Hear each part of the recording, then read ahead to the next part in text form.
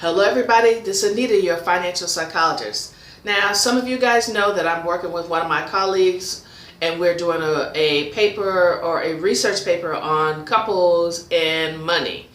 Dr. Wayne Curtis is my colleague out of Washington, D.C., and he and I are doing a research. So some of the things that we have been talking to couples about, of course, is when they met, who did what,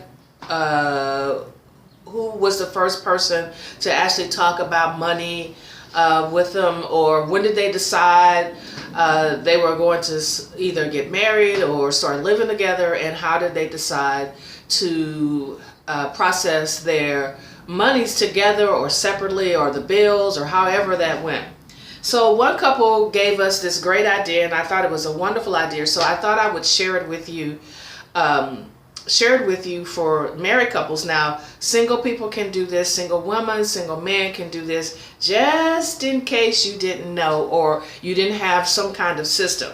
So what happened is this couple, actually the man had better credit than the woman did, right? And this couple, he was living in his own home and she was not. So they decided, and they were going to get married, so that they did is they started living together. And one of the things that they did was to come to find out, they took each bill, each one of their bills, and you could say his and hers on this, and they put up on the wall, and they put how much it would cost, how much each one of these bills were. Now, as you can see, I have household finances here, lawn, food, clothes, so forth, credit cards, store credit cards, car loans, rents, and under there I have utilities, and here I have school loans, and then cell phone and internet. And there may be more that you guys have out there, but this is some of the things that they had. And they put them up on the wall, and they drew a diagram to each one and how much each one of them cost, how much the bill was, and what the interest rate was on the credit card, what the interest rate was on the car loan, how much they were paying. One was paying for rent and the other was paying for mortgage. So they did that, and then they developed a plan on how to pay some of these things off.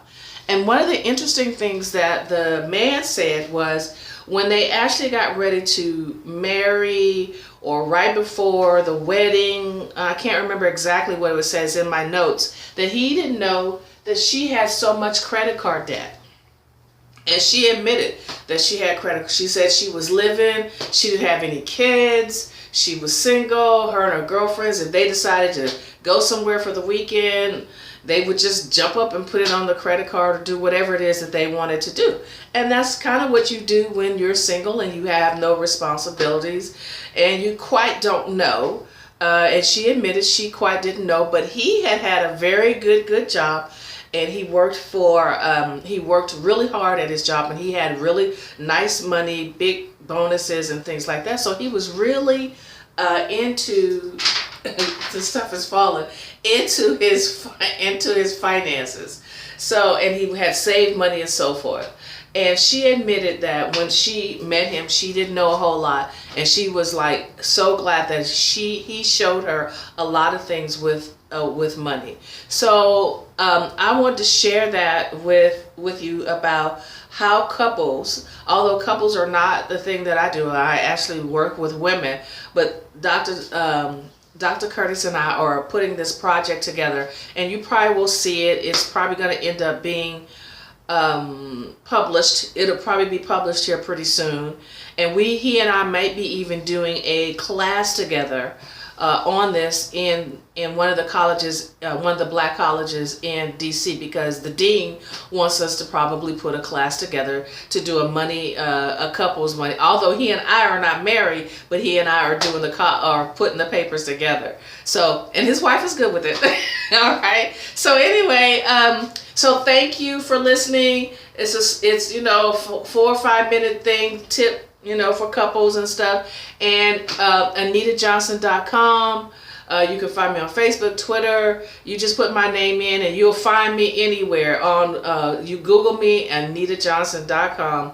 Anita Johnson, financial psychologist. Love you all. Bye.